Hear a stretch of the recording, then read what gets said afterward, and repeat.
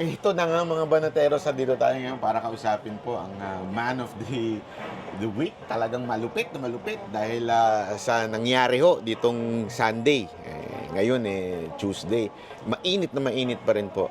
At ang umaten po doon, talagang inabangan ng tao ay walang iba kundi si former ES po na si Attorney Vic Rodriguez. Magandang araw po, sir. Hi, good evening. Good evening, Banat Bay. Good evening, Coach Oli. Good evening, Boss Dada. And good evening sa lahat ng inyong mga taga-subaybay at mga tumatangkilik sa inyong vlogs. Sir, umpisa na natin. Unang tanong, bakit kayo naandun? Ano bang nasa isip ninyo at umaten kayo doon sa Leaders Forum na yun? I was in Davao because like the Davaoenos and Davao City and most of the Filipinos and like the three of you, because I am not for sale. At kailangan nating labanan yung ginagawang paglalapastangan sa ating saligang batas. Marami nagtanong sa akin, bakit sa Davao, yung ba'y politika?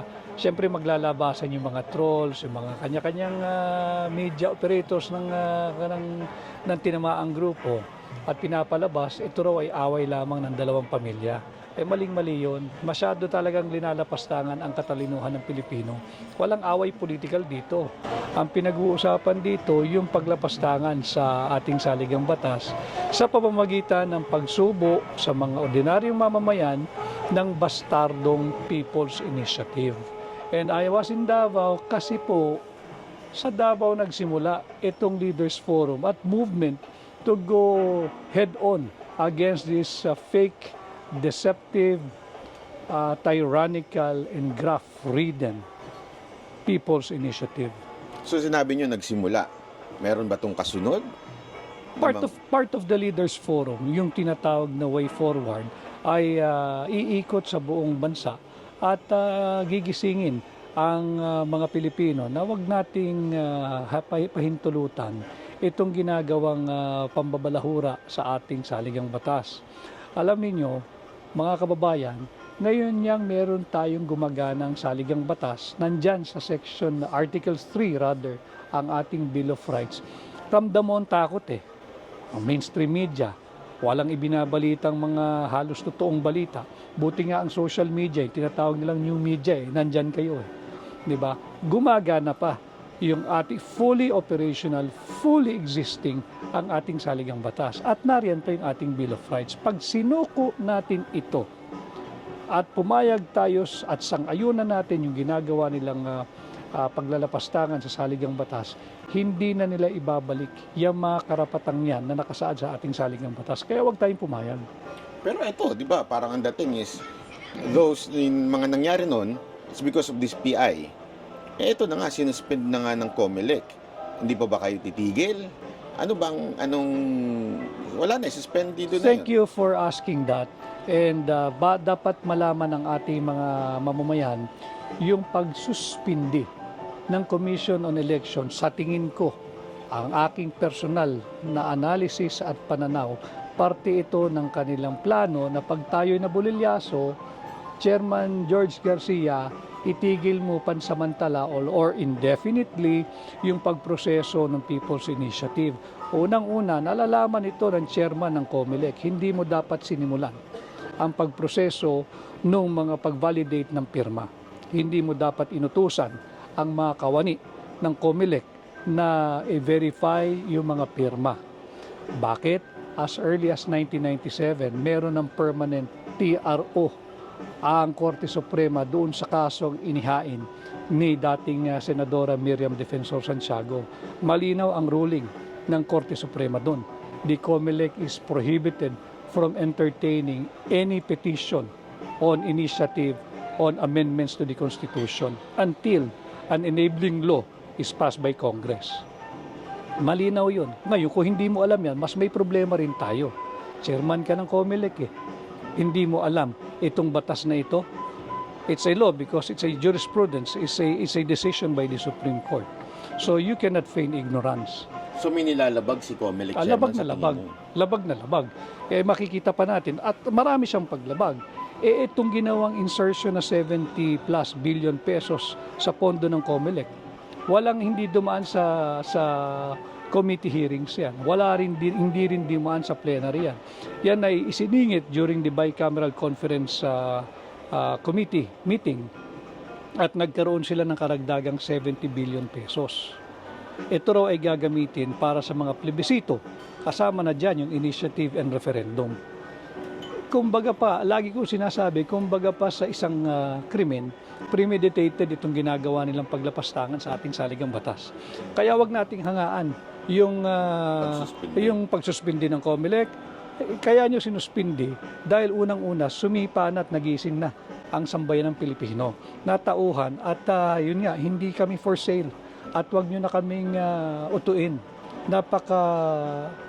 Lapit sa puso ko ang usaping ito sapagkat ang dami ko nakakausap, both retired and incumbent judges, justices, law practitioners, and those in the government lawyers. Ang sinasabi ko nga, alam ninyo, kung hindi natin pagtatanggol ang ating saligang batas dito sa lantarang paglalapastangan na ginagawa noong mga tinatawag pa naman nating kinatawan ng tao kada distrito, mabuti pa isoli na natin yung ating lisensya na makapag-practice bilang abogado. Wala tayong silbing abogado.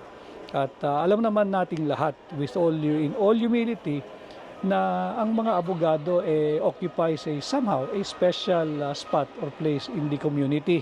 Pagka may mga problema, tatakbo sa abogado, parang doktor yan hindi ba? So ngayon, hinahamon tayo ng pagkakataon, ito ang hinihingi ng panahon, let us step up. Whether you are for or against charter change through people's initiative, magandang pag-usapan natin.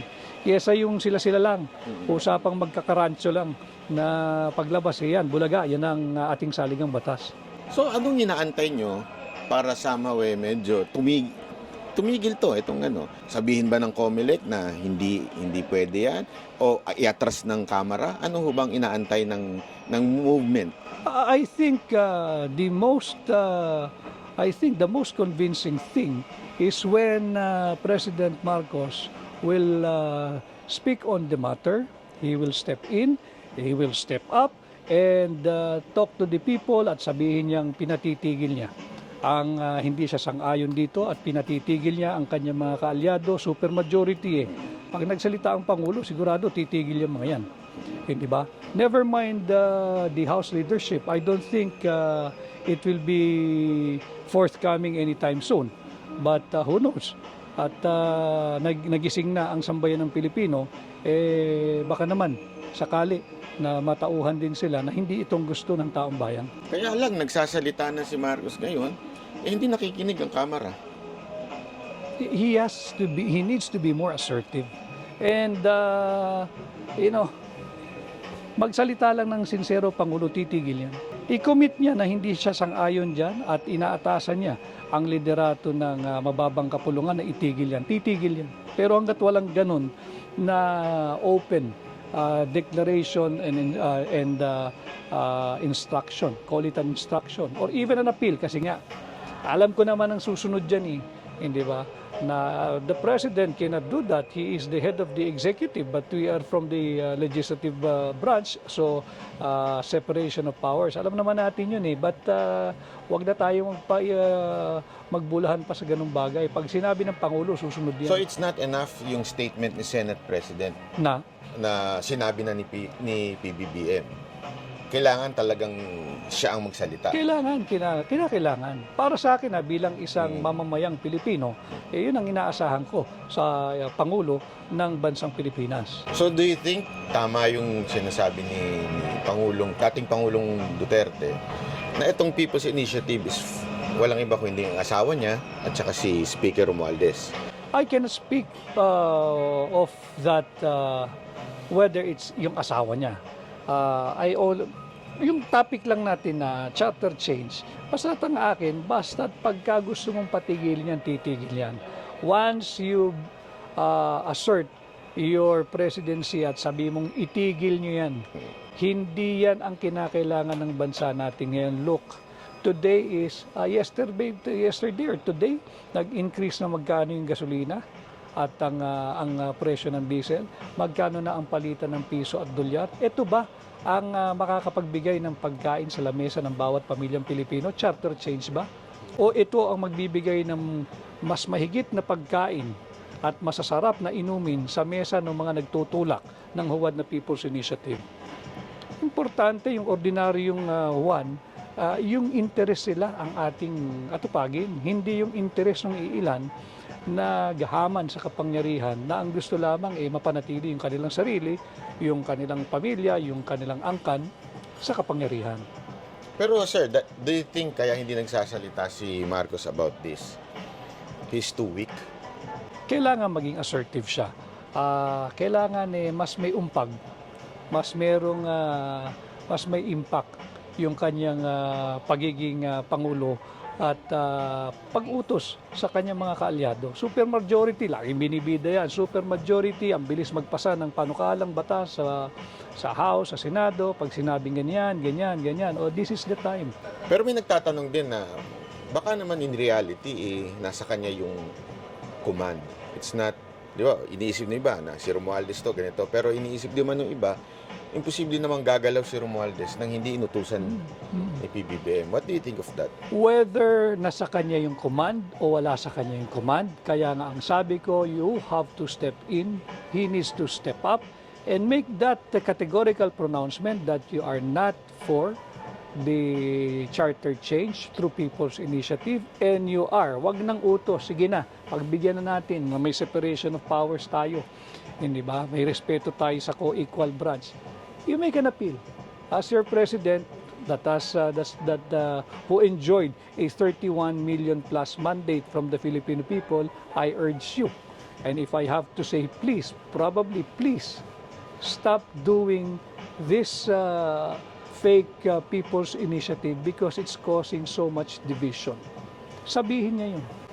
Pero, sir, ito, since kayo, siyempre sinasabi nyo, merong mga ibang frustrated na. Kaya nga, siguro, isa doon si Mayor Baste. Parang frustrated na siya na walang ginagawa ang Pangulo at kaya nga niya sinabing, mag-resign ka na lang. Would you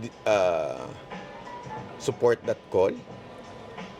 Ang konteksto kasi sa akin nung mensaheng yon ni Mayor Baste, even that statement applies to him, I think. I felt him during that forum in Davao. Sa tingin ko kahit yung kaya niyang gawin Parang ang nagkataon lang na ang Pangulo ay si Pangulong Marcos.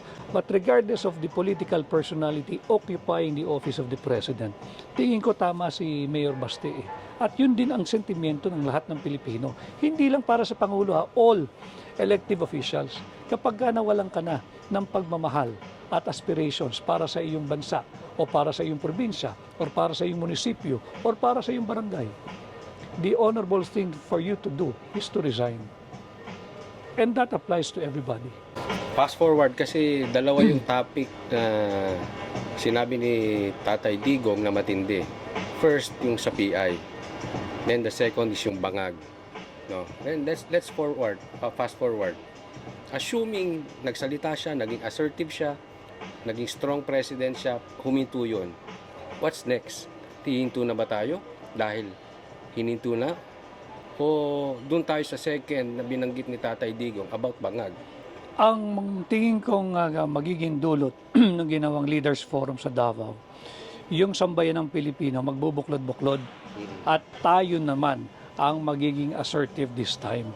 Dahil siguro binigyan ng benefit of the doubt, napakalaki ng mandato, 1 taon, sa kalahating taon at yan na nga, nagkakagulo na, nagkakawatak-watak na. Ngayon, namulat na ang sambayan ng Pilipino. We will be assertive. We will continuously watch them. At hindi tayo papayag, hindi tayo papalinlang. Baka mamaya stop and go Pagka nalingat ilulusot na naman. So we will be more assertive and maganda yun. Dahil yan naman ang essence ng demokrasya, di ba? Kung wala ng checks and balance sa sangay ng gobyerno, ang pinaka-check mo, ang pinaka-balanse mo is a united citizenry. Pag united ang citizenry mo, maganda rin yun. Dahil maririnig ang lahat ng tinig. Huwag tayong matakot. Huwag tayong matakot. Babanggitin ko yung akin nabanggit na isang araw. This was, I think, ang nagsabi nito si Viktor Frankl. Ang sabi niya, ang tao raw may live his life without friends. A man may live his life without wealth. But a man will not be able to live his life without meaning. Tayong lahat magbuklod-buklod, ang meaning natin para sa bansa. Tama na yung nagpagamit tayo, naisahan tayo, nalansihan tayo, hindi tayo uunlad bilang isang bansa, bilang isang mamamayang Pilipino. Maawa tayo sa ating bayan, maawa tayo doon pa sa mga kabataan Pilipino. Kawawa ito, walang matitira dito pag hindi tayo nagsama-sama. So, kahit seriously hinito yung PI, diretso tayo. Hindi lang naman kasi PI eh. PI, yun lang ngayon Oh. ang nakasentro. Pero let's look the entire governance. Pagka tayo nagbuklod-buklod na, bantayan na natin. Hindi ba? Iparamdam natin sa kanila, hindi tayo papayag ng yung ginagawang paglulustay sa kaban ng bansa. Ako, I really feel bad. Bakit yung simpleng pagpapalit ng logo ng administrasyon, kinakailangan pa sabi ko nga tila whole of nation approach. May memo, kinakailangan attendan, lahat, pati yung mga uniform personnel pinag-a-attend. Hindi naman nila pwede tanggi yun, naglabasan yung memo Hindi ba? May bigayan ng AIX, yun ang come-on Yung ayuda, yung AIX, I'm not sure kung meron ding medical assistance na naganap doon. Chine-check yung attendance, ang danger pa ron. Pag nag-check na attendance, baka i-attach pa yun sa People's Initiative Petition Nakikita mo ba na hindi niya matatapos yung kanyang 6 years na term? Ako gusto ko matapos niya. Basta nagtatrabaho. Dahil I have to be very, very honest with you, gentlemen. Bahagi ako nung pagkapanalo ni Pangulong Marcos at ang laki ng hinirap ko riyan. And I wish him success. Hanggang ngayon, I wish him well. I wish him success. Siya ang ama ng Republika ng Pilipinas. Kung saan mapunta ang Pangulo, doon dadali ng bansa. Ganun talaga regardless of who the president is Pagka namali ng maneho yung piloto, may problema. Hindi ba? Baka mag-crash ang ating eroplano. So I wish him well. I hope he completes his term. Pero yung kapakanan ng tao, ang kinakailangan mong tingnan. Kaya ka nga nagkaroon ng ganong kalaking mandato Bahagi ako nun, nakita ko yun Hindi ba? Nagtiwala yung tao, umasa yung tao, naniwala yung tao. At doon ako papanig sa initially, yung 31 million na aming nakumbinsi sa pukpukang kampanya, and now 114 million since he is the president. Ako, isa lang naman ako sa 114 Hindi ko binibilang yung sarili ko sa 31 million. Ang constituency ng Pangulo, kahit sino pang Pangulo, ay hindi yung bumoto lang sa'yo. Basta't nanalo ka na, yayapusin mo na lahat. Diba? Yung 31 nga lang dapat mong i-deliver yung expectation nun base sa mga sa mga agendang sinabi mo during the campaign, lalo na pag Pangulo ka na, lalaki na yung iyong, whether you like it or not, ikaw na ang ama ng Republika ng Pilipinas. Kailangan mong gawin at gampanan yung papel ng isang ama. Medyo papasok na tayo sa mga controversial issue. Kasi isa sa mga controversial issue is yung video na may mga nagbibintang pa nga na kayo daw ang source ng video na sinasabi ni Maharlika na ang issue daw is kayo ang nag-feed kay Maharlika. Yan ang bashing ng mga tao, yan din ang binibintang ng kampo ng mga vloggers ng mga Marcos. How true is this? Totoo ba na kayo ay may videong hawak at kayo po ay nagbibigay ng impormasyon kay Maharlika? Hindi lang kay Maharlika, Banatbay.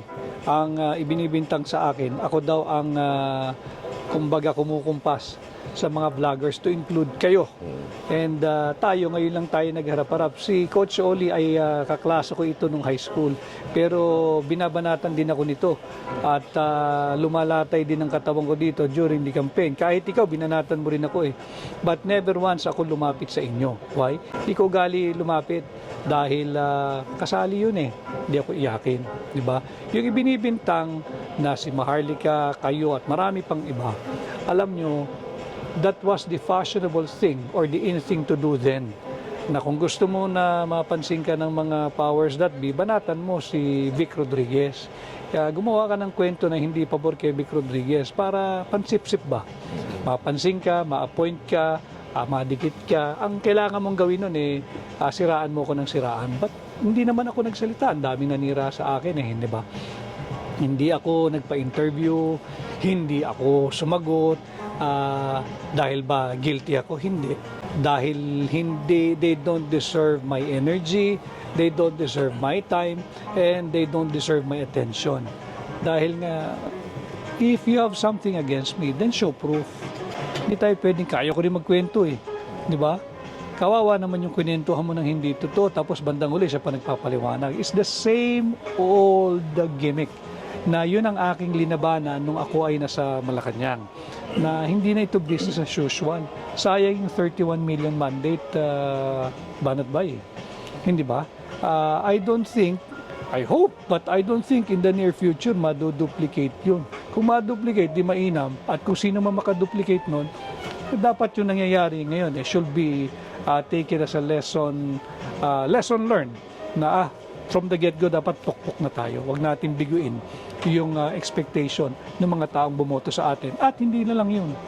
Again, pag pangulo ka na ng lahat. Wala na, hindi na yung 31 million. Buo na yan. Yan ang constituency mo. Paglingkuran mo. Isang term lang naman Di ba? Wala namang re-election Ba't hindi mo pabuhos lahat ng galing, talino, nalalaman mo dyan bilang pangulo? So, may hawak po kayong video o wala? Yung video na yan, hindi ko rin alam kung saan galing yan. At kung anong video yung pinagsasabi nila. Matagal na yung video na yan I do not know kung saan ang gagaling yan. Nabanggit nyo yung dati, siyempre kayo ay talagang dikit na dikit kay... Siyempre, kayo talagang masasabi nating the only one na tumayo para sa ating Pangulo until sa lahat ng persecution na nangyari sa kanya. May mga kwento, didiretsuhin ko na kayo, actually lumabas din to sa isang vlogger na sinasabi, kaya daw kayo inalis o tinanggal ay dahil ayaw nyong ibahagi yung ibang mga projects. Okay, na parang sinusolo nyo lang daw kaya kayo tinanggal kasi gusto nilang coordinated ang lahat ng project o yung corruption under the administration of Marcos. Can you answer kung totoo ba to? Unang-una, again, hindi nga ako sumasagot noon. Ngayon na lang tayo nagbibigay ng pahig. At hindi mo talaga maiwasan lalabas yung mga ganyan tanong Unang-una, hindi ako tinanggal. Ako nag-resign. At para sa kaalaman ng alam nito ni Pangulong Marcos, hindi pa kami nanunumpa. Nagsabi na ako Dahil merong, nalalaman niya to, may nagtutulak ng isang para dun sa appointment ng 4 na tao na matindi kong tinutulan. Siyempre, intriga, this was sometime May or June. Hindi pa kami nanunumpa nito Nominated pa lang ako sa incoming ES. I told the then President-elect BBM, ako boss, ganito na lang. Huwag mo ako intindihin. Okay ako. I'm willing to risk my nomination as your ES. Huwag mo lang i-appoint yung 4 na yan. Dahil corrupt yung mga yan at sisirain ka niyan. I'm willing. Let go of my appointment. Basta ipalit mo sa akin yung 4 na yan. Why? I want you to succeed. Alam niya ito. Sabi niya, no. Pinaghirapan natin to. Diyan ka lang. Hindi pa kami nanunumpa nito. Kaya yung mga ikinikwento sa akin na kapit to ko, sus, natatawa na lang ako. Hindi pa kami nanunumpa. Saan ka nakita? Hindi pa nanunumpa. Nagre-resign na. Ayoko, gusto mo bigay mo na lang sa kanila. But I respect him. We were together noon And I felt his sincerity at saka talagang yung direksyon niya magsilbi sa tao. Now, yung sinasabing projects, ito, kunin ko na rin yung pagkakataon para lang di malaman. I take pride in, sharing this.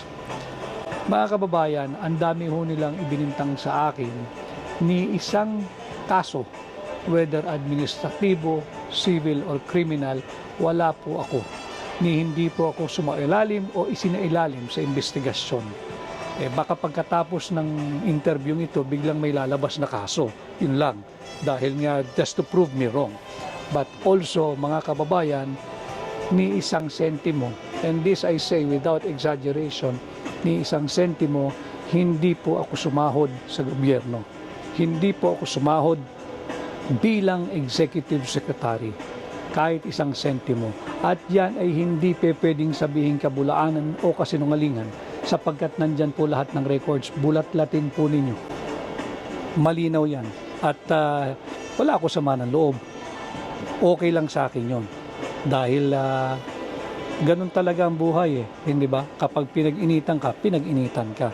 Pero wala silang masasabi na ako ay kumuha ni isang sentimo sa pera ng gobyerno, lalo na project. So isang binibintang sa inyo na isang vlogger na pangalan ni TP, Thinking Pinoy. Sabi niya is, you are involved in appointment for sale. Totoo po ba yun? Alam mo, kagaya ng sinasabi ko, ang dami nilang kwento. Ayoko nang hindi ko siya sadyang sinagot kasi nakakatawa yung kanyang aligasyon, di ba? But anyway, itinanong mo ba, Banat-Bay, yung sinasabing appointment for sale na 50 million, 100 million. Kaya lagi ko sinasabi, di bali na yung nagbigay, madali yun kung nagbigay ka talaga tapos hindi na ibigay yung pwesto, lalabas yun. Estafa yun eh, di ba? Pinangakuan mo eh, ganitong halaga, kinuha mo, hindi mo na-appoint, estafa yun. Wala. Malayo na yun dahil wala naman talagang ganun nangyari. Kahit man lang sana, wag na yung hiningan, yung pinasaringan. Halimbawa, si Banat-Bay nag-a-apply, bigla ang hirit ko, alam mo, Banat-Bay, ang ganda-ganda ng bagong Nissan Patrol Hindi ba't pahiwatig na yun na yun ang kailangan, magbigay ka ng Nissan Patrol para ma-appoint ka. Kahit yung mga ganun man lang, wala. Bakit? Kasi wala.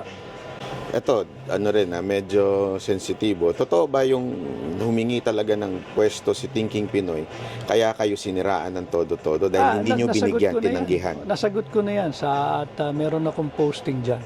At hindi ko pinagsisihan at wala akong pinagsisihan sa lahat ng desisyong ginawa ko nung ako ang executive secretary. Pati yung mga hindi nakakuha ng pwesto dahil kailangan mong payuhan ng Pangulo kung nararapat ba o hindi itong mga personalidad na ito. At hindi wala akong pinagsisihan doon. Kung yun ang pinagmulan ng kanilang ngit-ngit at puot, okay lang. Alam niyo ang sinasabi ko noon kay Pangulong Marcos nung ako'y bahagi pa ng administrasyon. Sabi ko, alam ko yung mga intriga. Nararamdaman ko araw-araw, pilit ako hinayanig. And kaya ko yan.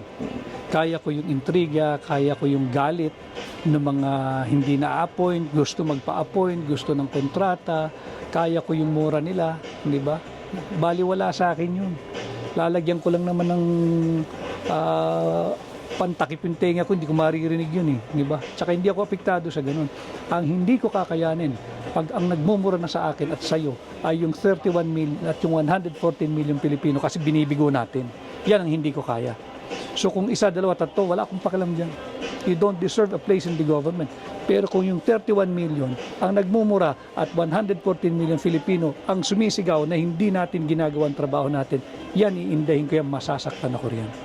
Lagi akong papanig doon sa interes ng Pilipino, hindi sa interes ng ilan na sakim sa kapangyarihan, gusto lang ilustayin yung pera ng kaban ng bansa. So, totoo po yung sinabi nyo na dati talagang kayong isa sa mga tumanggi kay Thinking Pinoy. Oh yes. Hindi ako nagsisisi. Na hindi nyo siya pinayagang ma-appoint. Kasi kaya natin tinatanong yan. Kasi isa sa mga tanong ngayon, kung bakit kayo nandito nung Sunday, di ba sabi, bitter lang kasi yan eh. Kasi kaya niyang gustong mawala si Marcos kasi gusto niya mabalik sa gustong tumakbo niyan, kaya gustong nandyan yan sa Davao. So, pinabubulaanan nyo lahat yun. At ito talaga dahil lang sa sigaw ng taong bayan. Hindi, kasama kasi ako sa taong bayan eh. Isa ako sa sumisigaw. Nagkataon lang, hindi ko hiningi itong aking spot ngayon sa mga nangyayari. Hindi ko sinabing, sasama ako dyan, gawin nyo akong leader ng ganito. Hindi. Isa ako sa kagaya ninyong sumisigaw dahil lantaran yung paglalapastangan sa saligang batas. At lantaran din yung paglulustay nila sa pera ng bansa. Karapatan ko yun bilang Pilipino and nobody can question my presence there. Simply because, again, I am not for sale. At yung sinasabing bitter, bitter, sabihin mong bitter, bitter, dahil hindi ninyo tinutupad yung pinangako namin. Hindi nila, wala naman sila sa tabi namin ni Pangulong Bongbong noon eh. Kaming dalawa lang ni BBM eh. Hindi ninyo tinutupad yung mga magagandang pananalita na binitawan natin sa tao.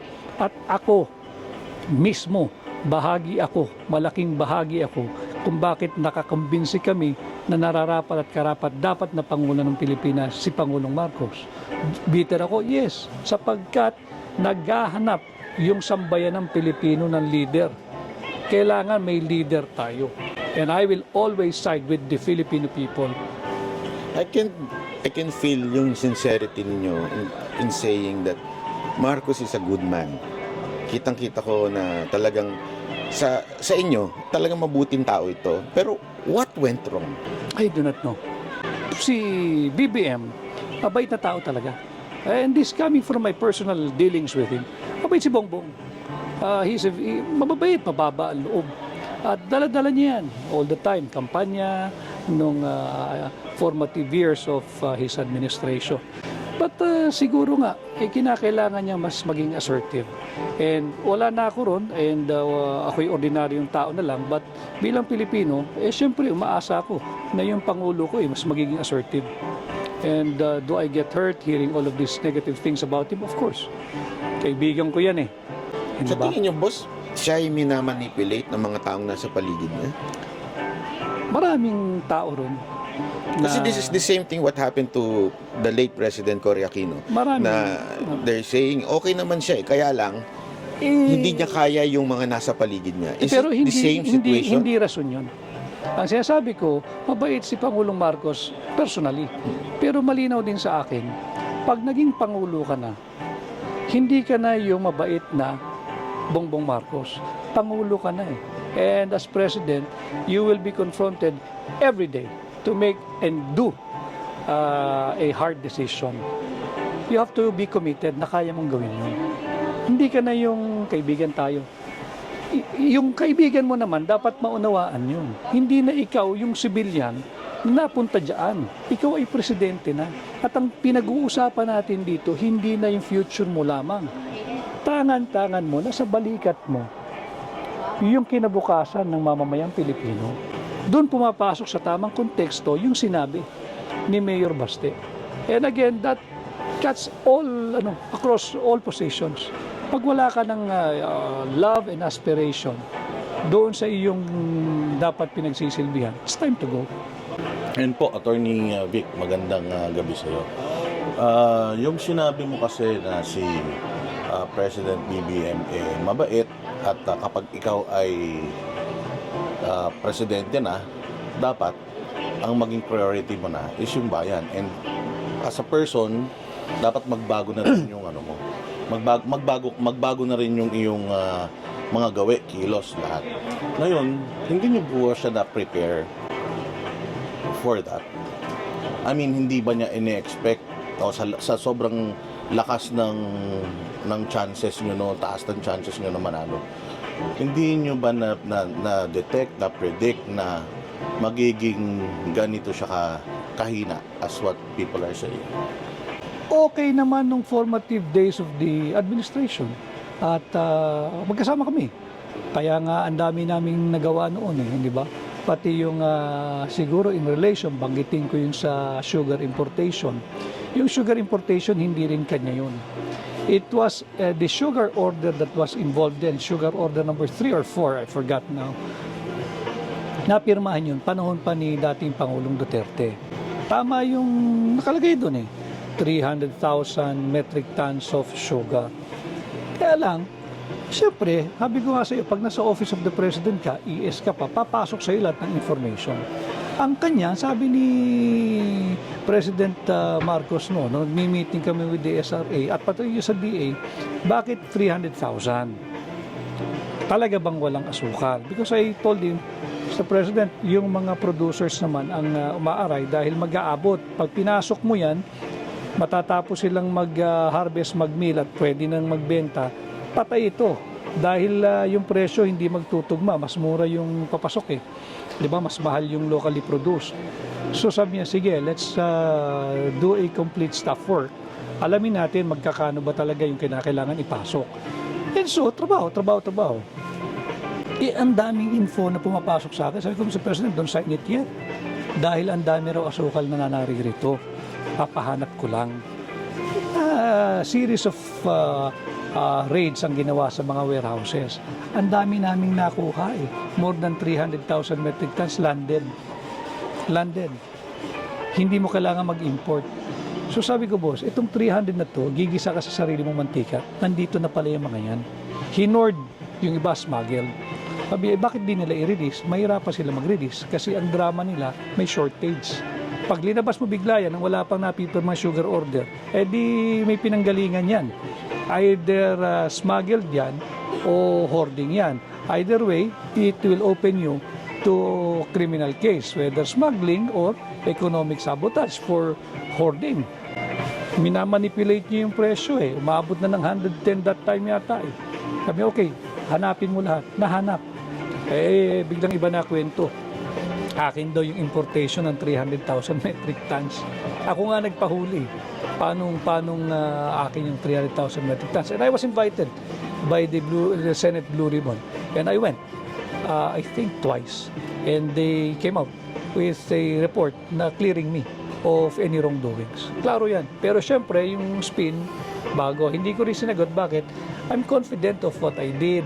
Nasa record yan, nasa journal ng Senate, nasa record ng Blue Ribbon, na sila mismo nag-clear eh. Di ba? So, wala. Okay. So, pagdating naman po doon sa kaninang sinabi nyo na kayo po ay nag-resign dahil ayaw nyo mapunta or makaposisyon itong 4 na tao na ito. Nung po kayo'y nawala na, tumupad po ba sila doon sa inyong kasunduan or at least man lang, in-honor man lang ba nila yung inyong call na wag malagay itong mga to sa posisyon? Hindi, nandyan eh. Nandiyan yan sila. Nandyan eh. Kagaya no, iyon, parang nakakalungkot. Dahil nung nagpaplano kami, talagang aayusin yung gobyerno eh. Kasi yung 31 million, essentially nga, sa kanya rin ang galing ito, essentially, he was given by the Filipino people a clean sheet to write his presidency. Write your own presidency. And if you're gonna look at it that way, the clean sheet is like a blanket authority to do right, not to do wrong. Di ba? Na you act with justice at hindi ka dapat mang-oppress at isulong mo yung ikabubuti ng bansa mo at ng mamamayang Pilipino, hindi doon sa interes ng ilang negosyante, politiko o kamag-anak o kaibigan. Nagsisi po ba kayo na kayo ay umalis? Or somewhat, naisip niyo po ba na kung nandiyan sana ako, nag-guide ko sana Hindi siya? rin ako tatagal eh. Hindi rin ako tatagal. Kung nag-decide ako na nandoon pa, it will just be a matter of time. Aalis din ako. Because nobody can force me to sign anything. Nobody can force me to do anything na sa tingin ko'y mali. At hindi rin ako magtatagal. Aalis din ako. Okay, mapunta naman po tayo doon sa Davao. So, ang sinasabi niyo po ba, kasi iba-iba ang ang perception ng tao tungkol sa nangyari sa Davao. Yung iba gusto na siyang mag-step down. Yung iba gusto siyang forcibly paalisin. So para po sa isang ESV, yung former ESV, ano po sa tingin, ano yung pinakamagandang gawin? Although nasagot nyo na kanina, ano po yung pinakamagandang mangyari? Ang pinaka-resulta na nitong ginagawa natin na to, particular yung dyan sa Davao? Gawin ni Pangulong Marcos yung kanyang mga magagandang layunin na inilahad sa taong bayan nung kampanya. Huwag na siyang lumayo doon, di siya magkakamali ron. At may pruweba naman eh. Nung binanggit niya ito yung mga nais niyang gawin, kung siya'y pagkakatiwalaan at bibigyan ng mandato, ibinigay eh. Ang dami nga niyang boto eh. Ibig sabihin, gusto ng tao yung narinig nila mula sa kanya. Huwag kang lumayo doon. At hindi ka rin magkakamali. Huwag kang maniwala doon sa nakapaligid sa iyo at kung ano-ano ang sinasabi na pang sarili lamang. Huwag kang pumayag na lapastanganin ang saligang batas. Yung 1987 Constitution, masyado lang ang Pilipino kasi alam mo mapilyo keso Cory Constitution. Cory Constitution kasi panahon ni dating Pangulong Cory. But we only have one Constitution and that is the 1987 Constitution. Whether Corista ka o Marcos ka o kung kanino ka pa. Iyan ang ating saligang batas. Okay, kung gagalawin natin yan, okay naman. Basta't balang kasi ng mainam yung mga provision na gagalawin. Hindi yung basta't people's initiative. Babaguhin natin ang ating saligang batas. Anong pagbabaguhin natin? Inuna mo pirma Di ba? Pwede ba namang pumirma ka sa isang bagay that you're affirming that you have read and understood the content of something, wala kang pinakita sa iyo, basta pirma ka lang. Pirma ka sa signature sheet or attendance sheet, tapos ididikit na lang na ganun.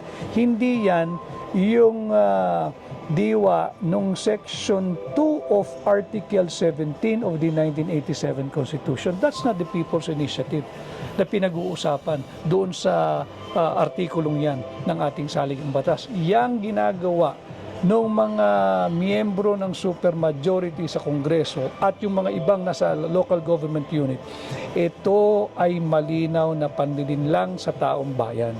Tandaan ho ninyo yung mga taong nanloloko sa atin. At pagdating ng araw ng halalan, araw ng paghusga, huwag nyo nang tangkilikin yung mga yan.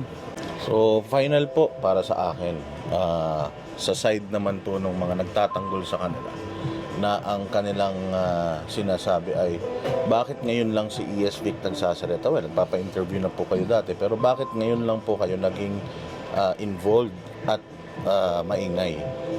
May pangarap po ba si ES Vic na tumakbo ngayong 2025 elections? Bakit ako tumahimik? Ako ay umexit at the close of office hour on September 16, 2022. That was a Friday. Aalis si Pangulong Marcos ng September 18 para sa una niyang biyahe, yung sa New York UNGA. Nag-usap kami hanggang ano na lang ako, September 16, I'll step down as ES kasi nga ginawa niya akong Chief of Staff. And then, sabi niya, sige, anyway, sabi niya, mag-uusap pa naman tayo over the phone. Kasi nga, from ES, COS ka, on the assumption that I will be reporting for work already on Monday because my papers are complete. I have the appointment papers, I have the signed administrative order number 1. Kompleto Kompleto. Kaya lang, yung intrigahan na nga, sabi ko, okay lang din ako, Mr. President, hindi naman ako nagmamadali. Ako, boss, alam mo sa grupo natin, ako lang ang hindi nagpahinga. Ako lang ang hindi nagbakasyon. I'll take advantage of the time na nasa New York ka. Lalabas ko rin yung aking pamilya dahil ang dami ko ng utang dito. Nung summer, nangangampanya kami. Pagkatapos nun, tuloy-tuloy na, nag-organize ng kanyang gabinete, etc. So, yun yung yun yung timeline. Malis ako, nagbakasyon. October, I was in Japan. Doon kami Halloween ng mga bata, masaya, daming tao. And then, nung December of that, nagyaya yung aking kliyente na para po na ring pamilya. Halika na, you come with us, family mo, family namin. We'll have New Year in Dubai. Kako, I have to beg off, I'm not ready for that, wala sa budget. And then, sabi niya, sagot ko, bring the entire family. So, pahinga pa rin ako niyan. January, ang sumalubong sa akin is the death of my mother, January 3, 2023. That explains bakit ako tahimik. Dahil, ayokong nalungkot ako, nanay ko yun malapit ako dun, paborito ko nun, kaya mga aminin, mga masboy, at mahal na mahal ko yun. So, lahat tayo may way of grieving Siguro ang grieving ko, parang akong tinamad. Wala, ayoko lang. Gusto ko lang sa bahay ako.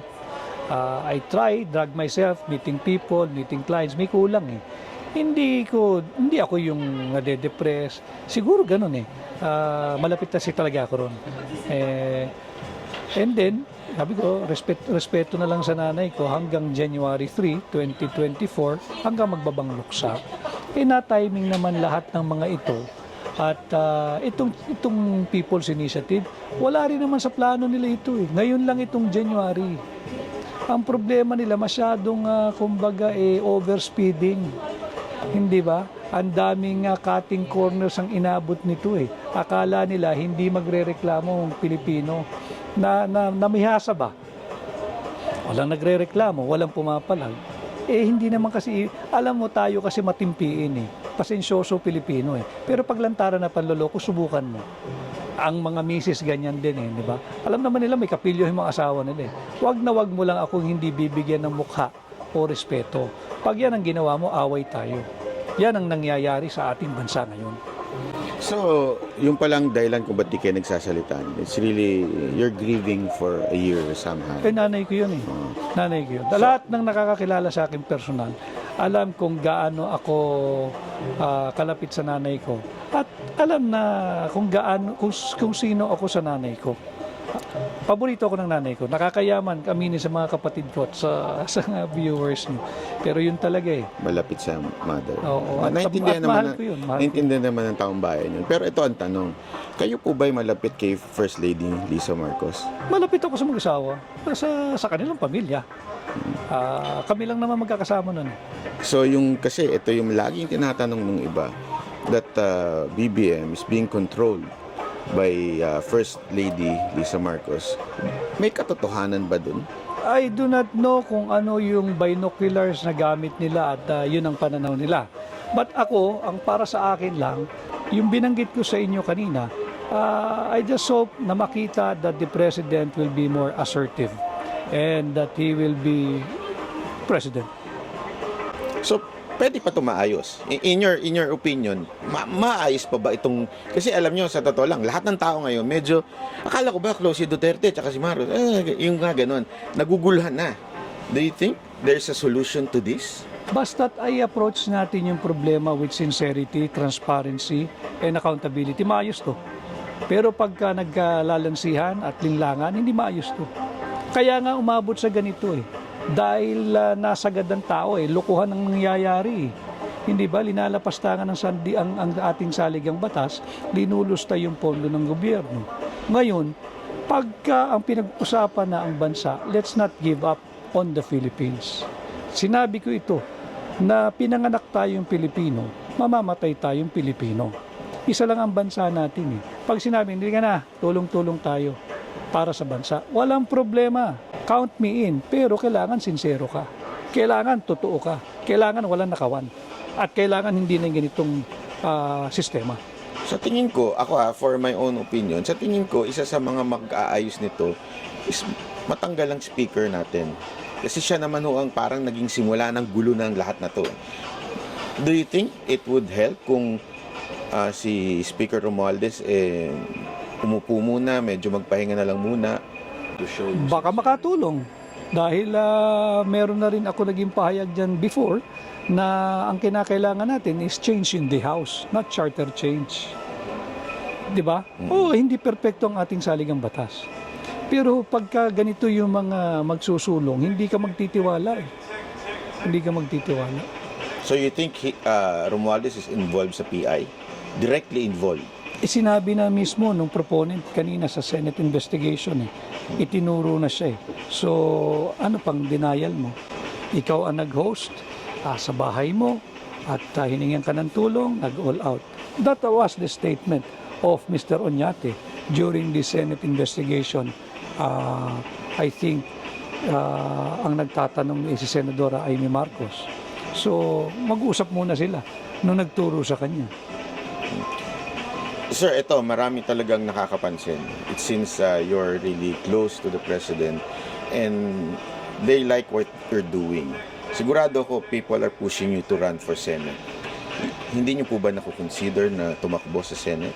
Mas effective akong tumutulong sa likod At for some reason, mas gusto ko yung ganun Kaya lang, isa pa, yung asawa ko ayaw na ayaw yan. Pero sabi ko nga sa kanya, alam mo, pagka nakatadhana, kahit anong iwas mo, kung iyo, iyo. At kahit naman anong gusto mo, pag hindi iyo, hindi iyo. So, antayin natin kung ano ang nakalaan. I'm not going to lose sleep if I'm not going to run and be a senator. I'm not going to lose sleep over it. Hindi magbabago ang buhay ko, baka nga mapabuti pa dahil pribado. Pero hindi rin ako tatalikod kung ang nakataya na ay ang kinabukasan ng bansa at ng sambayan ng Pilipino. Mahal ko ang bansa eh. Wala akong any idea or reservation in mind na magmamigrate ako, pupunta ako. Wala eh. Mahal ko Pilipinas, mahal ko Pilipino. Handa ako maglingkod. Pero I think I'm better behind the scene, tulong, etc. But hindi mo masabi ang kinabukasan. As a ending, Attorney Vic, do you have any message sa mga kababayan natin? Kukunin ko yung pagkakataong ito. Paulit-ulit ko sinasabi, kahit na ako magmukhang sirang plaka, mahalin po natin ang Pilipinas. Huwag natin hayaan lapastanganin ng ating saligang batas at huwag nating pahintulutan ang walang habas at patuloy na paglustay ng pera ng bansa. Huwag tayong pumayag sa interes ng ilan na manatili sa kapangyarihan. Alam po ninyo, buhay ang demokrasya, nakita naman natin, nakakatapos lang natin ang halalan. Kung ikaw ay may ambisyon na maging Pangulo, bukas naman ang 2028 election, lumaban tayo ng patas at parehas.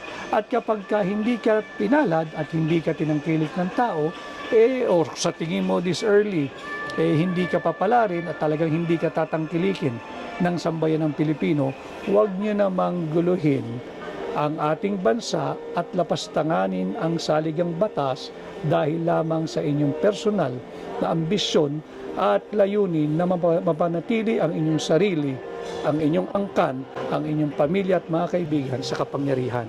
Let us defend the Constitution. Let us protect the Constitution, and we, the Filipinos, are not for sale.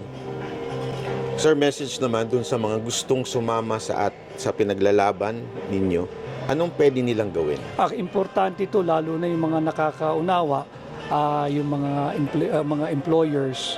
Importante ito, naturuan ninyo yung inyong mga empleyado, yung mga masters of the house, yung ating mga kasambahay, na huwag pipirma, huwag tayong magpapalansi. At nananawagan din ako kasi ang tirada nila, barangay level ang bilis lang kunin ng 3% per district Hindi ba?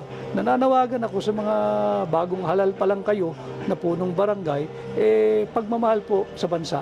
Huwag yung tayong basta't susunod blindly or blind obedience dito sa mga makapangyarihang mga tao na ang layunin lang ay mapanatili ang kanilang sarili sa kapangyarihan. Tatandaan po ninyo, kung kayo nga ngayon ay nakakaramdam ng takot, buhay ang ating saligang batas. Meron tayong karapatan, nandyan ang Bill of Rights sa Article 3 ng ating Constitution.